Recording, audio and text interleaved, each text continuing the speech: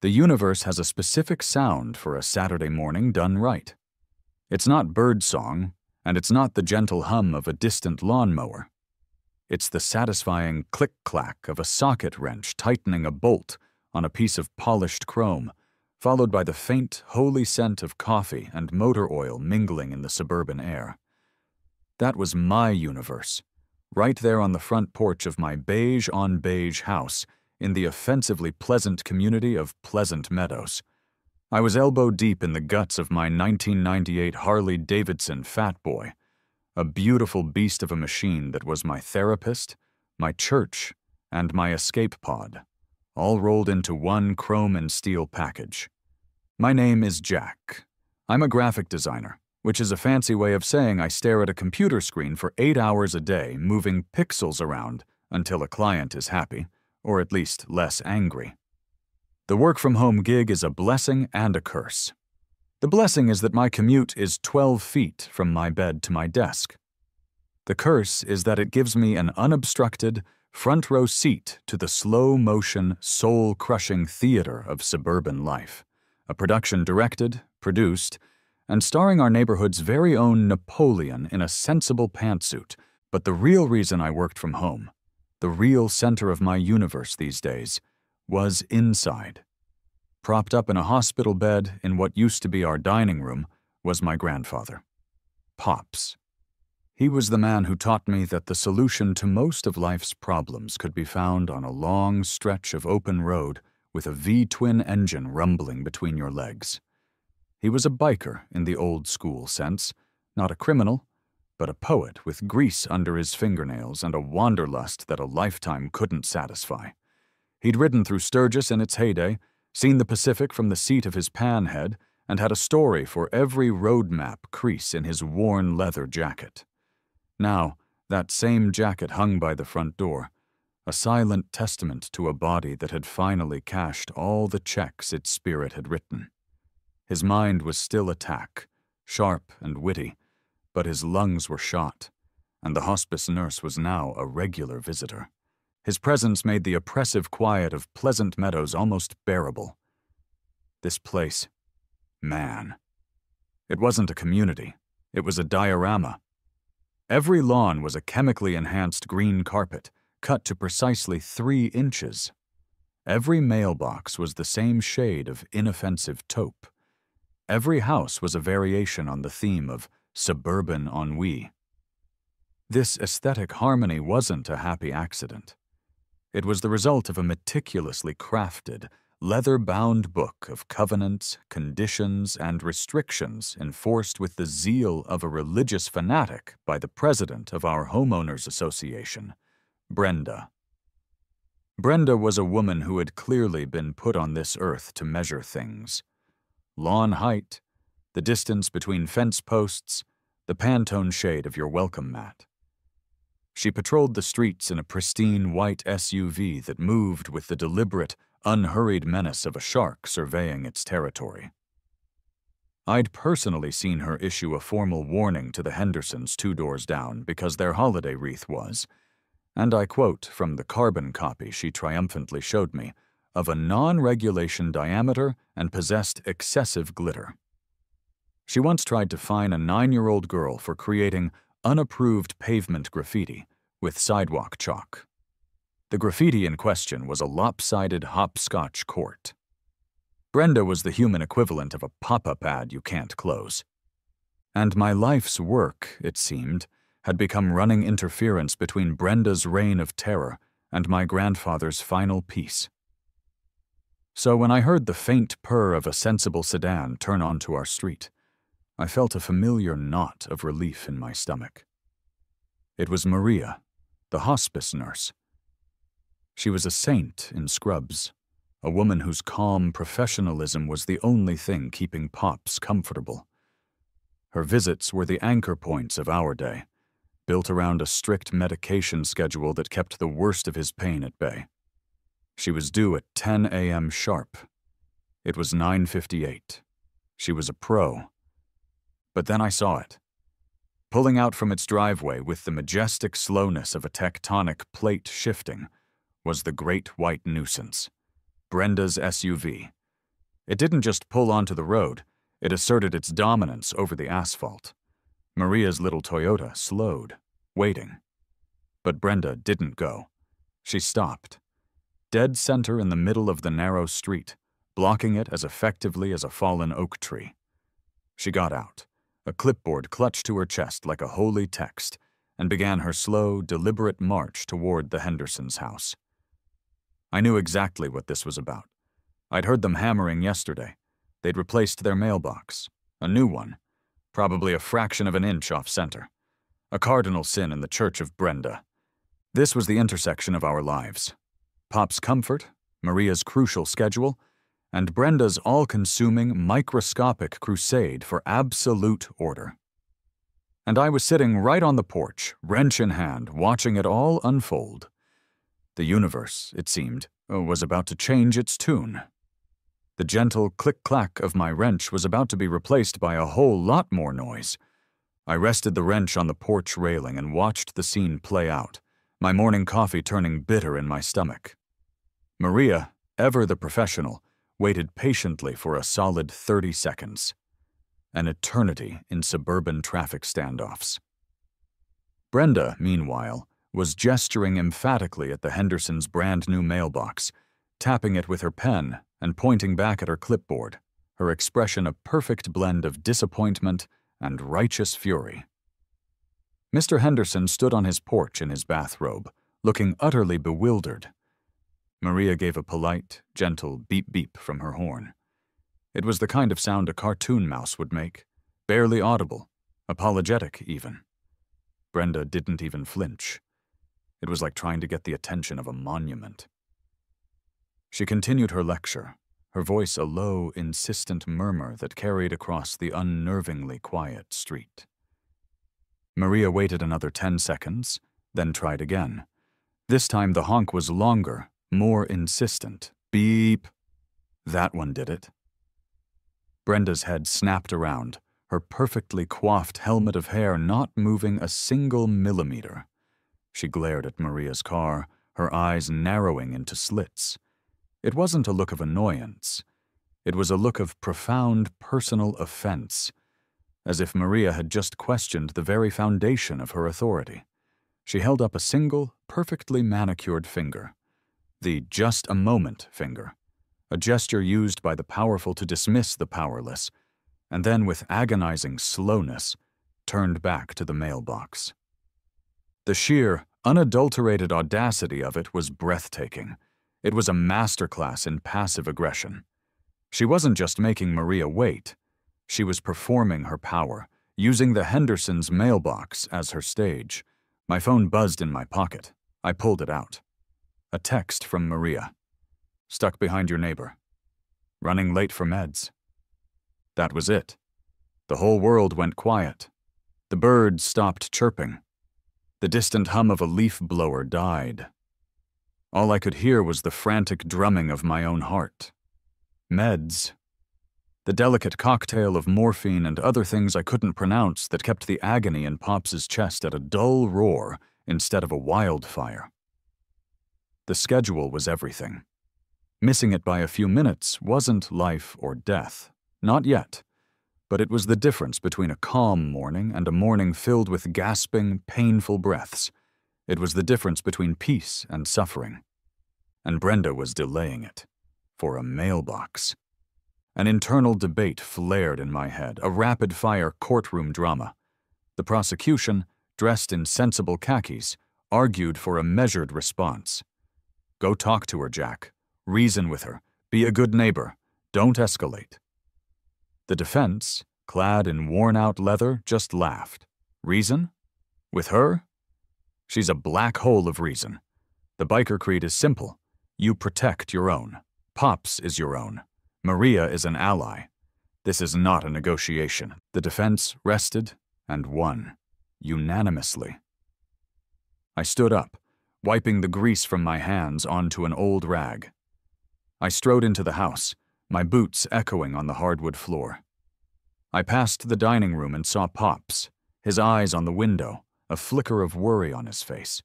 He'd seen the whole thing. I gave him a quick, reassuring wink that I absolutely did not feel. I grabbed my leather jacket from the hook by the door.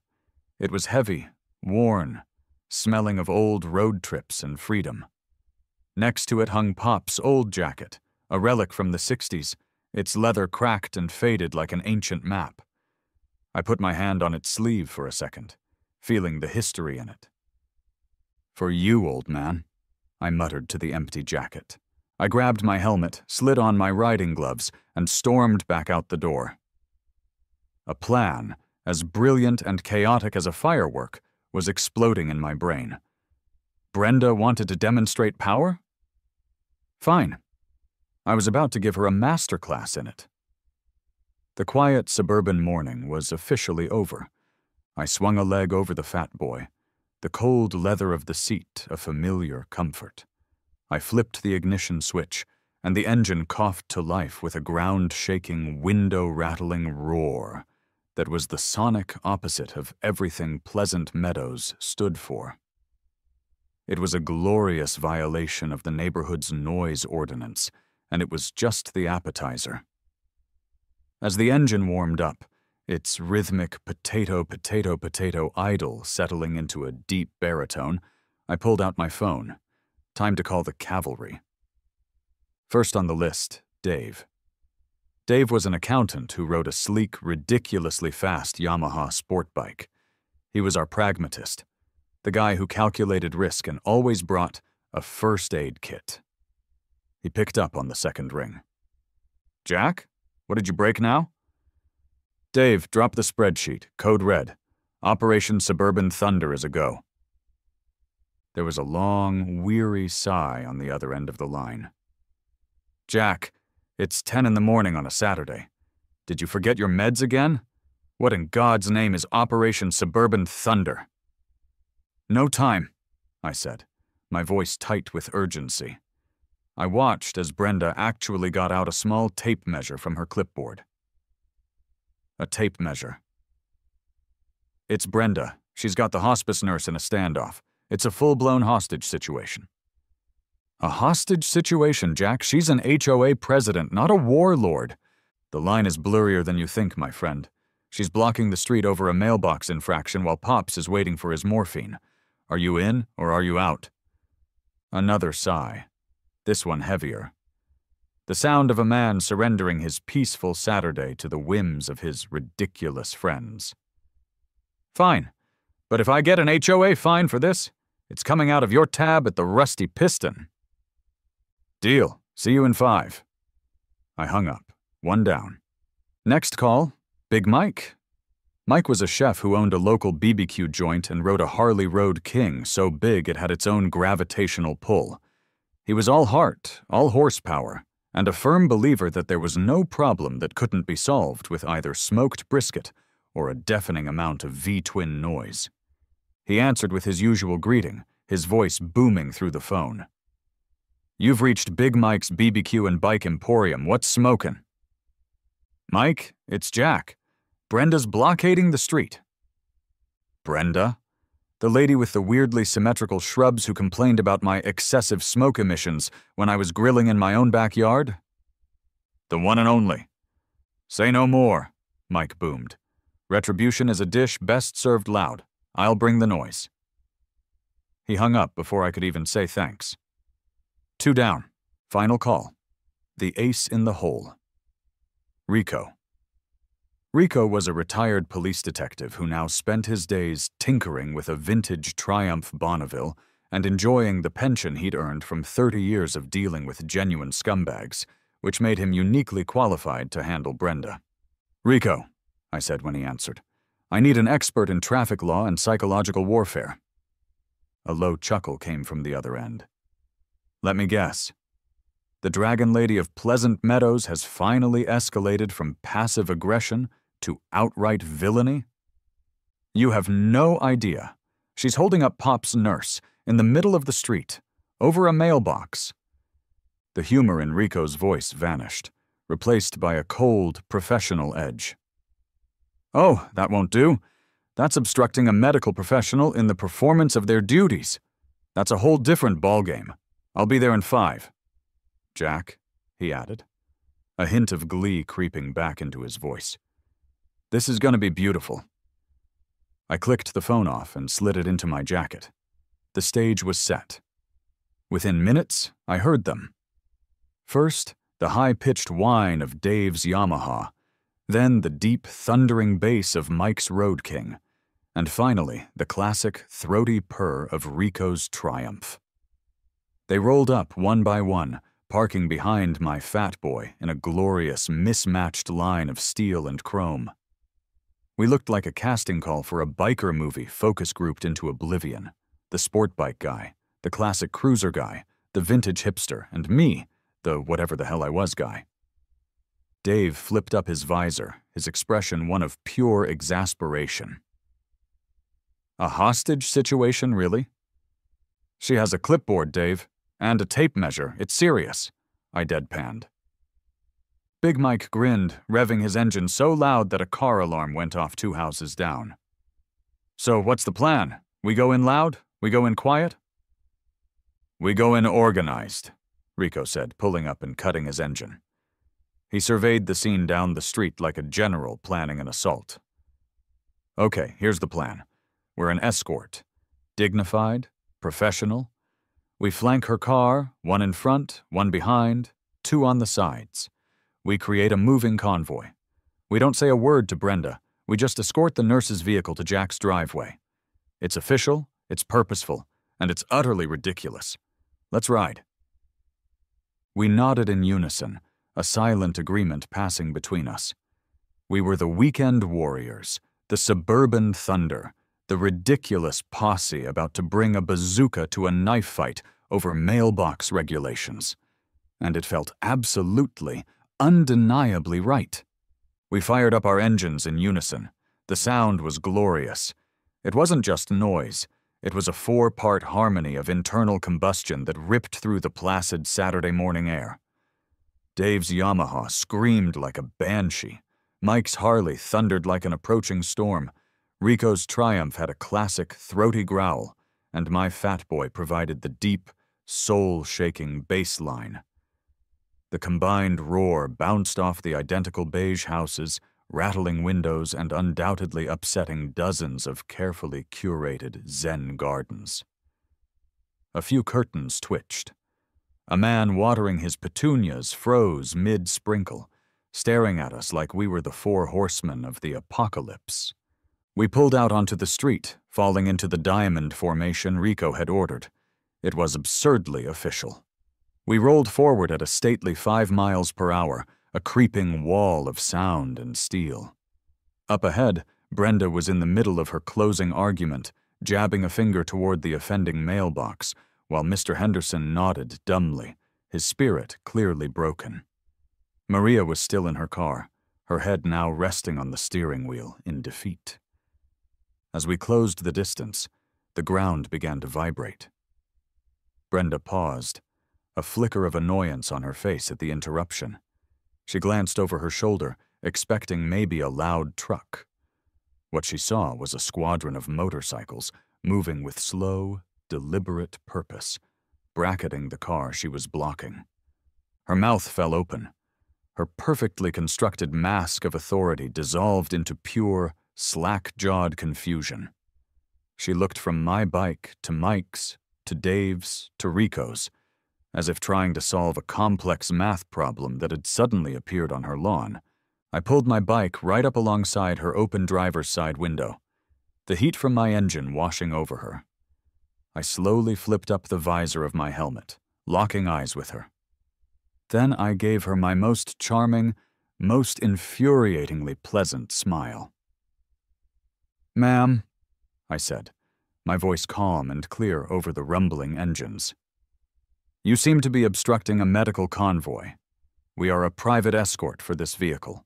We need you to clear the roadway immediately so we can proceed to our destination. Medical convoy." I could see the words short-circuiting her brain. She sputtered, trying to regain control. A what? This is a private residential street. You can't— Who do you think you are? This is an official HOA inspection."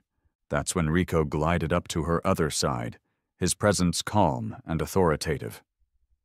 He didn't raise his voice. He didn't have to. "Actually, ma'am," he began, his tone patient, like a teacher explaining a simple concept to a difficult child.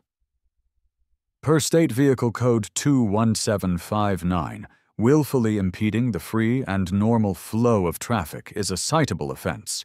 Furthermore," he continued, gesturing toward Maria's car, "considering the vehicle in question contains a registered nurse on a time-sensitive medical call, which I'm sure she can verify, your actions could be interpreted as obstruction of access to medical care. Now, that gets a whole lot more serious. So, I'll ask you again. Are you going to move your vehicle, or should I call a few of my old buddies who are still on the force to come down and discuss it with you?" The color drained from Brenda's face. She went from furious red to a pale, blotchy white in seconds. The clipboard slipped from her grasp, scattering papers across the perfectly manicured lawn. The fight was gone. All that was left was a deflated tyrant. She didn't say a word. She just scrambled back into her massive SUV, fumbling with the keys. With a screech of tires that left a tiny, satisfying black mark on the pristine asphalt, she pulled her vehicle to the curb so fast she nearly clipped the very mailbox that had started the entire fiasco. The path was clear. I gave a nod to Maria. "Your escort awaits, ma'am." She looked at me through her window, her expression a mix of shock, relief, and barely suppressed laughter. She gave a small nod and put her car in drive. We reformed our diamond around her, a protective phalanx of leather and chrome, and proceeded to escort her the final 50 feet to my driveway as if she were royalty. It was the most glorious, over-the-top, and ridiculously triumphant 50 feet I had ever traveled. As Maria parked and got out of her car, shaking her head and finally letting a laugh escape, we cut our engines. The sudden silence was almost as deafening as the noise had been. I saw him then. Pops was at the window, propped up on his pillows. He was grinning from ear to ear, his face alight with a joy I hadn't seen in months. Slowly, he raised a frail hand and gave us a weak but enthusiastic thumbs up. Our celebration was short-lived. A low siren chirped, and a police cruiser rolled slowly down the street, its lights off. It pulled to a stop behind our bikes.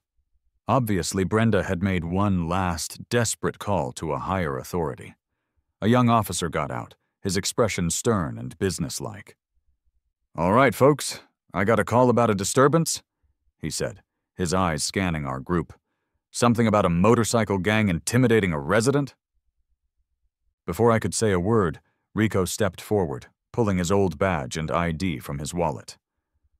"Officer," he said calmly, "Detective Rico Martinez, retired. No gang here. We were providing a volunteer medical escort for this nurse. Her patient, a hospice patient, was waiting for medication, and this resident," he gestured with his chin toward Brenda's house, where she was now peering out from behind her curtains, "was illegally obstructing the roadway." The young cop looked from Rico's badge to our bikes, then to Maria in her scrubs, and finally to Brenda's curtain-twitching silhouette. The pieces clicked into place in his mind. The stern facade cracked. A corner of his mouth twitched, fighting a smile. He was trying so hard to remain professional. He cleared his throat. A medical escort, I see." He took a long look at our bikes, then back at us. "Okay, well, try to keep the convoy under the posted speed limit." He paused. "And maybe try to keep the intimidating to a minimum." He turned to walk back to his cruiser, but not before I saw his shoulders shaking with silent laughter. As he drove away, he gave us a quick, subtle thumbs up in his rearview mirror. The law had officially, if unofficially, sided with the bikers. Inside the house, the atmosphere was electric. Maria, bless her heart, was all business as she administered Pop's medication, but she couldn't stop a small smile from playing on her lips. Pops, however, was absolutely giddy. The shot of morphine was kicking in. but the adrenaline from the morning's events was a medicine all its own. "That's my boy," he rasped, his voice thin but full of life. "That rumble. I felt it right in my bones. Reminds me of the time me and the boys escorted the mayor of Sturgis through a herd of buffalo that had wandered onto the highway. He was in a convertible, nearly wet himself. We all laughed.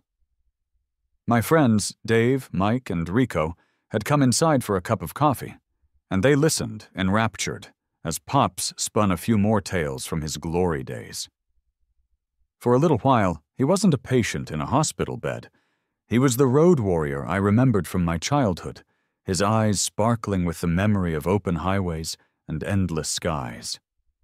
The victory felt complete, a perfect little moment of rebellion that had brought a spark of life back to a house that had been shadowed by illness for too long. The sweetness of that victory lasted exactly 24 hours. The next morning, taped to my front door with an aggressive amount of packing tape, was a crisp, cream-colored envelope. It had the official Pleasant Meadows HOA letterhead at the top. It felt less like a letter and more like a summons. My hands were still greasy from a morning tune-up on the bike as I ripped it open. It was a formal citation, a bill of particulars for my Saturday morning sins. I was being fined for excessive noise violation. Section 4. B. Operation of multiple non-standard vehicle engines, creating a decibel level inconsistent with community standards. The fine was $100. Unauthorized parade and procession. Section 7C. Organizing a vehicular procession of more than two vehicles without prior written consent from the Architectural Review Committee. The fine was $150. Operating a commercial-style escort service, Section 11F. Simulation of a professional security or transport service within a designated residential zone. This one was the masterpiece. The fine was $250. Total damages for defending my grandfather's right to timely pain medication. A cool $500. It was absurd. It was insulting. It was a declaration of war. Brenda may have lost the battle of the street, but she was shifting the fight to her home turf, the bureaucratic hellscape of the HOA bylaws. I crumpled the letter in my fist. Fine. She wanted a war, she'd get one. But I knew I couldn't fight her on her terms. I needed a new front, a new battleground where I held the moral high ground. And that's when I remembered the ramp. Pop's last big wish wasn't anything grand. He didn't want to see the Grand Canyon one last time or ride to the coast. His world had shrunk to the four walls of our dining room. His wish was simple, humble, and heartbreakingly achievable. He wanted to be able to sit on the front porch in his wheelchair. He wanted to feel the sun on his face, watch the neighborhood kids ride their bikes, and listen to the birds just for an hour or so each day. To make that happen, I needed to build a small, simple ramp over the 2 concrete steps leading to the porch. It wasn't a luxury. It was a necessity for his quality of life. I'd already gotten a quote from a local contractor, a gruff, no-nonsense guy named Sal, who had been recommended by a friend.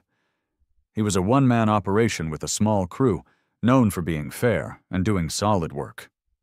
He'd quoted me a reasonable price for a simple, sturdy wooden ramp and said he could start next Saturday. I looked from the crumpled HOA citation in my hand to the 2 steps at the edge of my porch. This was it. This was the new battleground. The ramp wasn't about defiance anymore. It was about dignity. It was about a dying man's simple request. And I had a sinking feeling that in the eyes of Brenda and the Pleasant Meadows HOA, a dying man's dignity was just another unapproved aesthetic modification. The war wasn't just about noise and motorcycles anymore. It was about to get a whole lot more personal. I smoothed out the citation, went inside, and called Sal. "Sal, it's Jack," I said. "About that ramp for my grandfather. Are you still good for next Saturday?" "Yeah, kid. 10 a.m. sharp." His gravelly voice came through the phone. "Great," I said. a new sense of resolve hardening in my gut. Bring your tools, and maybe a helmet. Saturday morning arrived, smelling of fresh-cut lumber and impending conflict. Sal pulled up at 9:55 a.m. in a pickup truck that looked like it had survived at least 3 separate apocalypses. It was dented, rusted, and covered in a fine layer of sawdust, a beautiful, rugged monument to honest work that stood in stark contrast to the sterile perfection of Pleasant Meadows. Sal, a man built like a fire hydrant with a face that looked like it had been chiseled from granite, got out with his 2-man crew, a pair of wiry young guys who moved with quiet efficiency. They began unloading tools and lumber, the sounds of their work, the thud of wood, the clang of metal, a welcome disruption to the neighborhood's morgue-like quiet. They hadn't even finished setting up their sawhorses before the great white nuisance made its appearance. Brenda's SUV crept down the street and parked directly opposite my house. She emerged not with a clipboard this time, but with a full 3-ring binder, the Holy Scripture of the HOA, tucked under her arm. She marched across my lawn, a clear violation of the respect for private property clause, I noted, and came to a stop just a few feet from Sal. "Excuse me," she said, her voice dripping with condescension. "I'm going to have to ask you to cease all construction activities immediately." Sal, who was in the middle of chalking a line on a piece of plywood, didn't even look up. He just grunted. "And you are?" "I am Brenda, the president of this homeowners association," she announced, as if she were declaring her royal title. "And I have not seen any pre-approval forms from the Architectural Review Committee for this structure." Sal finally straightened up, wiping his hands on his dusty jeans. He was a foot shorter than Brenda, but somehow seemed to take up twice as much space. He chewed on a toothpick, moving it from one side of his mouth to the other as he sized her up. "Lady, it's a ramp. It's for the old guy in the house so he can get some air. It's not a skyscraper. We'll be done by 5. "That is irrelevant," Brenda snapped. "All exterior modifications, regardless of purpose, must be submitted for review. It's in the bylaws. Section 14, subsection G. I decided it was time to step in. "Brenda, it's a medical accessibility ramp. It's a temporary structure required for a resident with a disability. I'm pretty sure the Americans with Disabilities Act has a bit more pull than your little binder there." "The ADA applies to public accommodations," she retorted, flipping open her binder with practiced speed. "Private residences under HOA governance are a different matter. This ramp will affect the harmonious aesthetic of the community." Harmonious aesthetic. The phrase made my teeth ache. While we argued, she pulled out her phone and began taking pictures of the lumber, of Sal's truck, of me. It felt less like documentation and more like she was gathering evidence for a war crime tribunal. Sal just shook his head, grabbed his circular saw, and with a deafening whir began cutting the first piece of wood. The argument was over. The first shot in the ramp war had been fired. By Monday, the war had escalated to paper-based warfare. A cease and desist order, drafted by a law firm that probably specialized in exactly this kind of petty tyranny, was taped to my door. It threatened daily fines and legal action if construction continued. I called Sal. "Kid, you're not going to believe this," he said, his voice a mixture of amusement and disbelief. "That lady, Brenda, she called my office, told my wife, that she was going to report me to the Better Business Bureau for unlicensed beautification and aesthetic terrorism." Aesthetic terrorism? I've been a contractor for 30 years, and that's a new one. "Are you going to stop?" I asked, a knot of anxiety tightening in my gut. "Hell no," Sal laughed. "My wife told her to go knit a sweater and then hung up on her. Besides, now it's personal. We'll be there tomorrow at 8 sharp. We're going to make this the best damn ramp this neighborhood has ever seen." Brenda, realizing her legal threats were being ignored, resorted to guerrilla tactics. The next morning, Sal and his crew arrived to find the entire work site soaked. Brenda had strategically repositioned her lawn sprinklers to run all night, turning the area into a muddy pit. The day after that, we discovered several pieces of our lumber had been mysteriously painted overnight. Not vandalized with spray paint, but carefully, blotchily painted with a brush in what I recognized as HOA-approved beige. It was the most passive-aggressive act of sabotage I had ever witnessed. This, of course, called for retaliation. Big Mike, hearing of our plight, declared it a culinary emergency. He rolled his massive, custom-built smoker on a trailer into my driveway and set up a full-scale BBQ operation for Sal's crew's lunch break. He slow-cooked brisket and ribs, the rich, delicious smoke billowing through the air and wafting directly toward Brenda's open windows. It was a beautiful, multisensory act of defiance. We even caught a glimpse of her, hiding in the bushes between our houses, trying to take pictures with her phone through a gap in the leaves. Rico nearly died laughing. The neighborhood, which had tried its best to ignore the initial motorcycle incident, could no longer remain neutral. A schism was forming in Pleasant Meadows.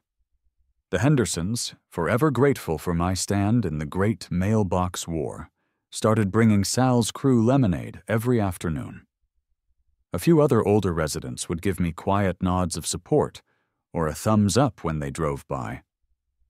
But Brenda's loyalists, the true believers in the sanctity of the bylaws, were out in force. They'd slow down their cars to glare at the unsightly construction zone. One woman even had the gall to tell me that my ramp was negatively impacting her property value and her chakras. The ramp was no longer just a ramp. It was a symbol.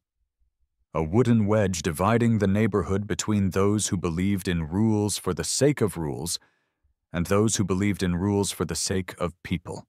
And the final battle was fast approaching. The summons arrived on Thursday. It was another cream-colored envelope, but this one felt heavier, more ominous. It was an official notice for an emergency HOA board meeting and community town hall. The meeting was scheduled for Saturday evening at the community clubhouse. There was only one item on the agenda, printed in a bold, accusatory font. Review and action regarding the unauthorized structure and ongoing bylaw violations at 124 Willow Lane. Brenda was done with petty sabotage and legal threats. She was taking this public. Her plan was obvious: to leverage community pressure, publicly shame me in front of my neighbors, and get a formal board vote to force me to tear down the ramp, which was now about 90% complete. She was bringing out the nuclear option. "She's trying to make an example of you," Rico said, looking over the notice as we sat around my kitchen table that evening. The posse had reassembled, this time as a makeshift legal and strategic team. "So, what do we do?" I asked, feeling a wave of exhaustion wash over me. "I can't afford a real lawyer to fight this." "You don't need a real lawyer," Rico said with a grin, tapping his temple. "You've got a retired, slightly bored detective with a knack for finding loopholes. I've spent the last 2 days reading this monstrosity." He patted the thick binder of HOA bylaws he'd borrowed from a neighbor. "And I think I found something." He pointed to a densely worded paragraph. "It's all about the definition of permanent modification.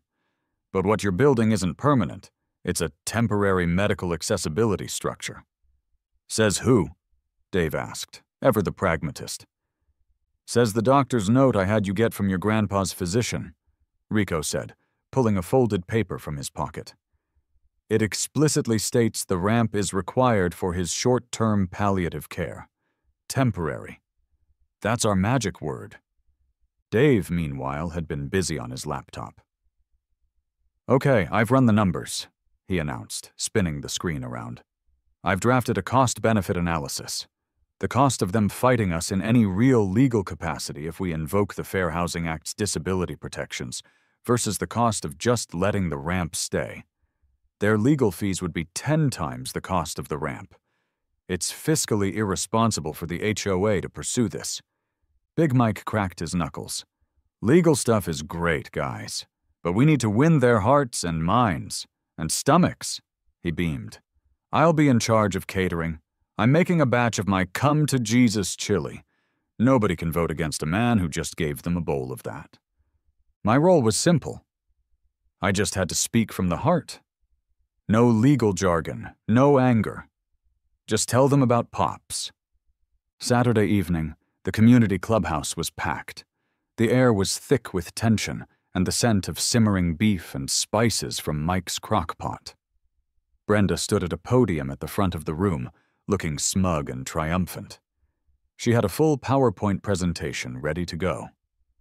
The board members, 4 grim-faced residents, sat at a table next to her. Brenda began her presentation. It was a masterwork of petty propaganda. She showed slide after slide of zoomed-in, unflattering photos of the ramp from every conceivable angle. A picture of a sawdust pile was labeled "Construction Debris Contaminating Common Green Space." A photo of Sal's truck was captioned, "Unapproved commercial vehicle parked for extended duration." She read aloud every bylaw she claimed I had violated, her voice ringing with the conviction of a prosecutor delivering a closing argument. She painted me as a lawless, inconsiderate rebel, a biker thug who had brought chaos and unauthorized lumber into her pristine paradise. When she finished, all eyes in the room turned to me. I took a deep breath and walked to the front. I didn't stand at the podium. I just stood in front of my neighbors. "Good evening," I started, my voice quieter than I expected. "I'm not going to talk about bylaws or subsections. I'm not going to argue about the definition of a harmonious aesthetic. I want to talk about my grandfather. I told them about Pops. I told them about how he'd moved in with me after my grandmother passed. I told them about his stories, his laughter, his love for the open road. I told them how his world had shrunk from the entire country to a single room, and how his only wish was to feel the sun on his face again from the front porch he'd sat on for years. "This ramp," I said, my voice cracking just a little, "isn't a structure to me. It's not a modification. It's my grandfather's last wish. It's a few more moments of peace for a man who doesn't have many moments left. We're supposed to be a community, and a community is supposed to help each other, to lift each other up, especially when one of us is struggling. Rules are supposed to serve people. People aren't supposed to serve rules." I gestured to the back of the room, where Maria, the nurse, had quietly slipped in after her shift. Ask her. Ask her what a few minutes of fresh air can do for a man in his condition." The room was dead silent. I had their attention. Now it was time for the knockout punch. Rico stood up, calm and composed. "Just a couple of points of order for the board," he said, his voice carrying easily through the room. "As Jack mentioned, this is a temporary medical accessibility structure, as certified by his doctor, which is a category not explicitly governed by the permanent modification bylaws. Furthermore, pursuing legal action against a resident for a disability accommodation could put the HOA in a very precarious and expensive legal position under the Fair Housing Act." He paused, letting that sink in. Then he delivered the final blow. "And finally," he said, his eyes locking onto Brenda's, "since we are all here tonight to discuss the strict enforcement of the bylaws for the good of the community, I think it's only fair that they be applied to everyone equally. For instance, my measurements indicate that the satellite dish on our esteemed president's roof is approximately 2 inches wider than the maximum diameter stipulated in Section 9, Subsection C, and a paint chip analysis shows her fence is painted eggshell white, a clear violation of the mandated off-white specified in the approved color palette." A gasp went through the crowd, followed by a wave of murmurs. The Hendersons stood up. "She blocked a medical professional from getting to a patient," Mr. Henderson called out. An older woman in the front row chimed in. "She sent me a warning because my garden gnome was too tall." Suddenly, the dam broke. A dozen other residents started sharing their own stories of Brenda's petty, over-the-top enforcement. The board members looked at each other, then at the mutiny unfolding in the room, and then at a sputtering, beet-red Brenda. The vote was a mere formality. The motion to force the removal of the ramp was defeated unanimously. The ramp was officially approved. Brenda, utterly defeated and publicly humiliated, grabbed her binder and stormed out of the clubhouse without a word. The room erupted in applause. Big Mike started serving chili. The war was over. Sal and his crew were back at my house at the crack of dawn on Sunday. There was a different energy to their work now. It wasn't just a job anymore. It was a victory lap. They hammered and sawed with a cheerful efficiency, and by noon, the ramp was finished. It was a beautiful piece of craftsmanship, sturdy, smooth, and smelling of fresh pine. When Sal was packing up his tools, I walked over with his check. He held up a hand, refusing to take it. "This one's on the house, kid," he said with a gruff smile. "Consider it a community service project. You got more guts than half this neighborhood combined." He clapped me on the shoulder. "Tell your pops to enjoy the sunshine." My friends came over that afternoon. There was no loud party, no roaring engines. It was quiet, respectful. Together, we carefully maneuvered Pops's wheelchair out of the house and onto the new ramp. It was the first time he'd been outside in over 2 months. He was bundled in a thick blanket, his old, cracked leather helmet resting in his lap like a sacred object. He just sat there for a long time, silent. His eyes closed, his face turned toward the warmth of the sun. A gentle breeze rustled the leaves on the trees. A few kids rode by on their bikes and waved. Mr. Henderson gave a small salute from his porch. Pops looked frail, but on that ramp, in the sunlight, he also looked peaceful. Triumphant, even.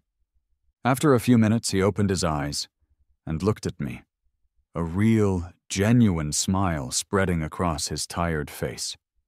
He patted my hand, his grip surprisingly strong.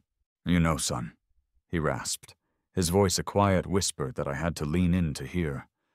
"All those years, all those miles I rode, I was always chasing something.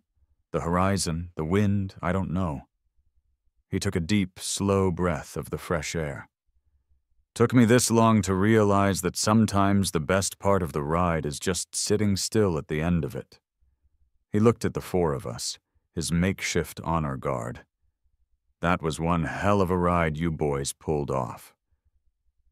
Those were some of the last words he ever said to me. Pops passed away peacefully in his sleep 2 weeks later. The ramp stayed. It became a permanent fixture, a silent monument to a small victory of compassion over pettiness. The neighborhood changed after that night at the clubhouse. The HOA held a new election. Mr. Henderson, of the non-compliant mailbox, was voted in as the new president. His first official act was to form a committee to review and simplify the bylaws, starting with the one about garden gnome height. We heard through the grapevine that Brenda had put her house up for sale the week after the meeting. It sold quickly. She moved to a gated community an hour away, one with an even thicker book of rules and, I assume, a populace more appreciative of her unique talents for measurement and enforcement. I hoped she was happy, or at least, I hoped her new neighbors were. A month after Pops was gone, I was out on the porch on another Saturday morning. The air was crisp with the first hint of autumn. I was polishing the chrome on the Fat Boy, the familiar motions a comforting ritual. I wasn't fixing anything. I was just spending time with an old friend. I heard the familiar rumble, the 4-part harmony of my friends' bikes coming down the street. They pulled into the driveway, one by one, cutting their engines. Dave, Mike, and Rico. My posse. "Going for a ride?" Dave asked, flipping up his visor. I stopped polishing and looked at the ramp, then at Pop's old riding jacket, which I'd taken off its hook by the door and was now wearing. It was a little big on my shoulders, but it felt right. It smelled of old leather, road dust, and memories. "Yeah," I said, a smile touching my lips for what felt like the first time in weeks. I swung my leg over the bike, the engine roaring to life beneath me. "Let's go for a ride." I looked at my friends, my ridiculous, loyal, wonderful friends. "For Pops." They smiled and started their engines. And together we rolled out of Pleasant Meadows, not as a medical convoy or a suburban posse, but just as 4 friends on 2 wheels, leaving the quiet streets and their petty rules behind, heading for the endless comfort of the open road.